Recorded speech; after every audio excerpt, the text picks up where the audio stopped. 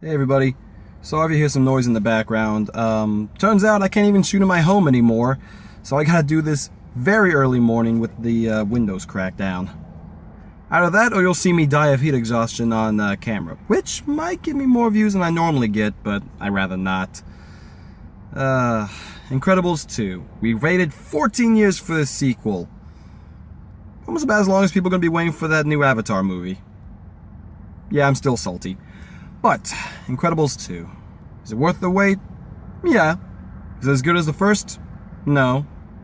Should you still go see it? Oh, hell yes. Oh, man.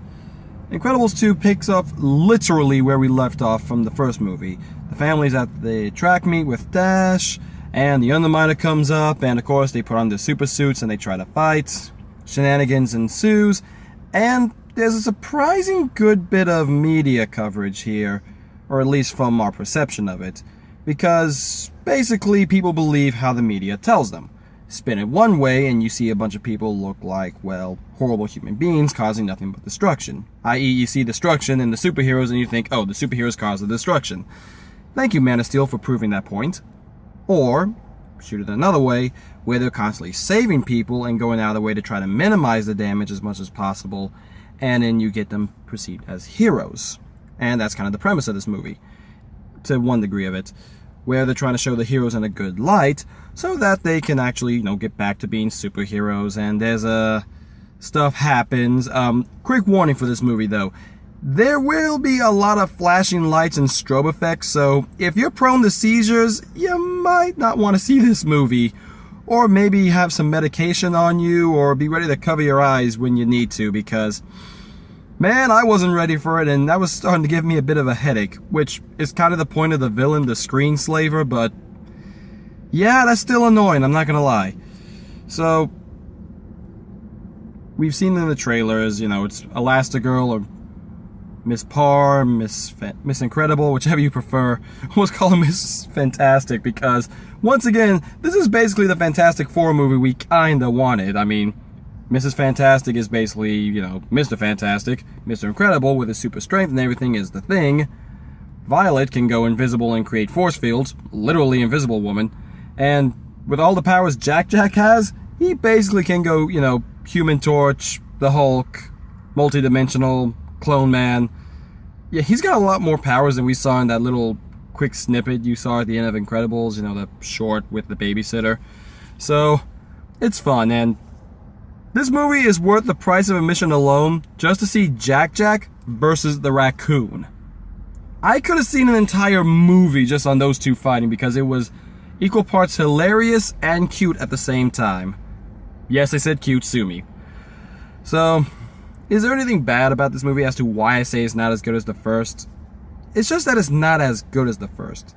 In fact, I would almost say this movie would be better if you flipped them with the first Incredibles movie. At least the villain.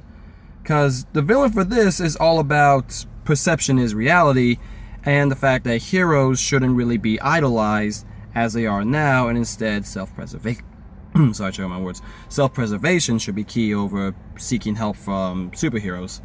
And the way they portray it kind of makes sense into why they would, think that way.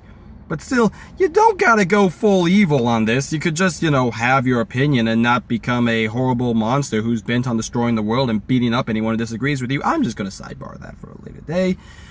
And yeah, there's that bit. And then there's the family issue where, I guess I should finish why.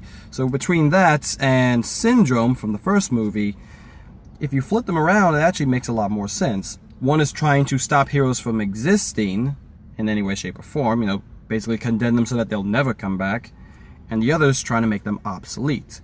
You could almost say it'd be a perfect parallel that once they come back, somebody like that would show up just to kind of put them in their place. You can still have the whole heroes getting brutally murdered, via flip panel, but it would actually be a bit stronger at that point because the heroes are more recognized, you can understand them a bit more, and when Syndrome eventually does, come into the picture with his gifts to make them on par with the superheroes, he's actually a bit more welcome. He could be sort of a hero, anti-hero type deal, but that's me just nitpicking at best. The thing this movie kind of feels a little bit lacking is the flow, believe it or not. and it seems like they've taken Mr. Incredible a step backwards, which is why I said once again this should almost be switched with the first movie. Because in the first movie we see him, he's able to do stuff, he's a loving father, he's helping Violet out, he's playing football with Dash, he's able to take care of Jack. This one, not so much. He is a lot worse for wear in this. Giving Violet bad boyfriend advice, not being able to help Dash with math, which, given my profession, I can actually understand. Changing math, there's no point to it. You can teach different methods of it, but really math is math, it really doesn't change.